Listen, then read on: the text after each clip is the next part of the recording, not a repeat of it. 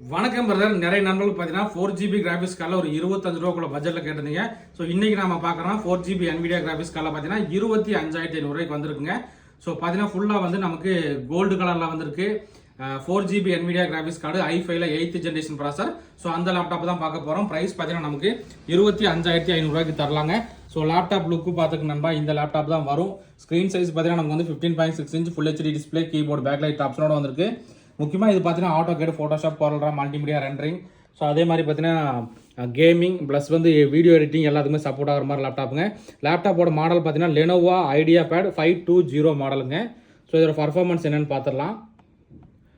So processor பார்த்தீங்கன்னா Intel core i5ல 8th generation 1.6 GHz speed 4 core ப்ராசரில் வந்திருக்குங்க. ரேம் பார்த்தீங்கன்னா நமக்கு 8GBல DDR4 ரேம் வந்திருக்குங்க. ஹார்ட் டிஸ்க் பார்த்தீங்கன்னா 1TB ஹார்ட் டிஸ்க்குங்க. SSD பார்த்தீங்கன்னா நமக்கு 128GB SSDயோட வந்திருக்கு. முக்கியமாக இதில் பார்த்தீங்கன்னா NVIDIA GeForce MX 150ல் பார்த்தீங்கன்னா டெடிக்கேட்டட் கிராஃபிக்ஸ் கார்டே நமக்கு 4GBயோட வந்திருக்கு. ஸோ அதனால தான் இது பார்த்தீங்கன்னா உங்களுக்கு சிவில் சப்போர்ட்டான ஒர்க்கு, எடிட்டிங் ஒர்க்கு ப்ளஸ் வந்து கேமிங், AI எல்லாத்துக்குமே சப்போர்ட் ஆகும். இதுலேயும் ஒரு குவான்டிட்டி தான் வந்திருக்கு.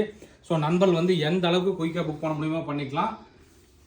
ஸோ பார்த்தீங்கன்னா ஃபுல்லாக வந்து நமக்கு கோல்டு கலரு, i5ல 8th ஜென்ரேஷன் 25,500. ஓகே நண்பா, தேங்க்யூ.